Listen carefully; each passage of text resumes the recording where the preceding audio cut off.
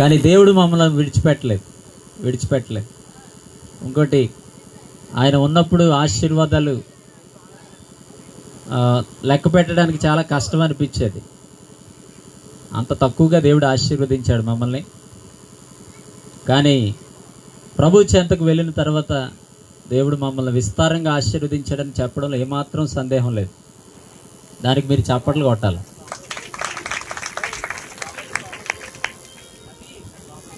నిజముగా తండ్రి గారు ఏ ఆశయాలు అయితే కలిగి ఉన్నారో, ఏ దర్శనాన్ని అయితే ఆయన విడిచిపెట్టి వెళ్ళిపోయారో, ఏ దర్శనాన్ని అయితే మా రక్తంలోకి ఎక్కించేశాడో ఆయన, ఆ దర్శనము ప్రతి సంవత్సరము కూడా ఉన్నతమైన స్థితిలో నెరవేర్చబడుతుందని చెప్పడానికి చాలా సంతోషంగా ఉంది. ఇప్పటికి 3 హోమ్స్ కట్టడం జరిగింది. నేను అందరం కూర్చొని ఒక అంచనా వేసుకుంటున్నా. ముందు తమ్ముడేమో హోమ్ కట్టాడు. ఎక్కడ కట్టాడు? కొంతంగిలో కట్టాడు. తర్వాత ఎవరు కట్టారు? అందరం కట్టామనుకోండి, కానీ ఒక స్థానం అంటూ ఒక్కొక్కరికి ఉంది కదా. అన్నీ కట్టాడు నెల్లిపూడిలో. ఆ తర్వాత ఏమైందంటే నేను కట్టాను ఆర్యవట్టంలో. ఇప్పుడు ఏమైంది తెలుసా? ముందు స్థలం కొన్నారు. ఎవరు కొన్నారు స్థలం? తమ్ముడు కొన్నాడు స్థలం. వచ్చే నెలలో ఇంచుమించు అన్నయ్య కూడా స్థలం కొనేస్తున్నాడు. నాకు చాలా ధైర్యం వచ్చింది, ఎందుకంటే దేవుడు కూడా నాకు ఇచ్చేస్తాడు. ఇంకా హల్లెలూయా, ఇస్తాడు. ఇంకోటి, సంఘము ఇక్కడున్న మా కుటుంబం అంతా కూడా జ్ఞాపకం చేసుకోవాల్సింది ఏంటంటే, ఎన్నో వ్యాపారాలు చేయాలని ఆశపడ్డాం. మేము ప్రతి వ్యాపారంలో కూడా ఓడిపోయాం. ఎందుకంటే దేవుడు మాకు ఇచ్చింది ఒకటే, దేవుని సేవ, అంతే, ఇంకేది కాదు. ఆయన చాలా వాటిలో వేళ్ళు పెట్టాడు, లక్షలు పోగొట్టుకున్నాడు. వేళ్ళు పెట్టాడు, లక్షలు పోగొట్టుకున్నాడు. నేను కూడా ఏవో చేయాలని చాలా ప్రయత్నాలు చేశాం, ఓడిపోయాం. మమ్మల్ని ఇద్దరిని చూసి తమ్ముడు కూడా అటువంటి వ్యాపార సంబంధమైన ఆలోచనలు ఎప్పుడు పెట్టుకోలేదు. ఎందుకంటే దేవుడు మమ్మల్ని అందరినీ కూడా అభిషేకించి తన పని కొరకు వాడుకుంటున్నాడు.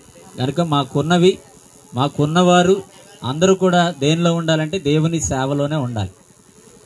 కనుక ఈ స్థలము దేవుని పరిచర్య నిమిత్తం వాడబడుతుంది. కనుక మీరందరూ కూడా గమనించి, ఇది నాది అన్న ఉద్దేశంతో మీరు కూడా మీ చేయి కలపాలి, మీ ప్రార్థన కలపాలి. ఏదో మంచి స్థలం కొనేసుకున్నారు కృపాసింగ్ గారు, రోడ్డు పక్కన, రోడ్డు పాయింట్, ఏ పాయింట్ లేదు, ఒకే ఒక పాయింట్, డివైన్ పాయింట్, దేవుని పని జరగాలి. ఎక్కడెక్కడో తిరిగాం ముగ్గురు, ఎన్నో సంఘాలు చూసాం, ఎన్నో ఇన్స్టిట్యూషన్లు చూసాం, ఎన్నో సంస్థలు చూసాం. ఇలాంటి మారుమూల గ్రామంలో, మేము పెరిగిన గ్రామంలో, మా సంఘాల మధ్య అటువంటి ఒక మంచి క్యాంపస్ ఎస్టాబ్లిష్ చేయాలన్న ఒకే ఒక ఆశ. హల్లెలూయా. ఎక్కడున్న ప్రజలు బాగుపడతారని, ఎక్కడున్న సంఘం బాగుపడతారని.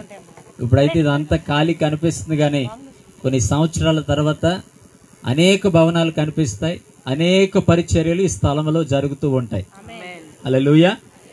నా ఆశ, మా ప్రార్థన ఏంటంటే, ఈ కాకినాడ జిల్లాల్లోనే ఒక అద్భుతమైన పరిచర్యగా ఈ పరిచర్యను దేవుడు బహుగా దీవించును గాక.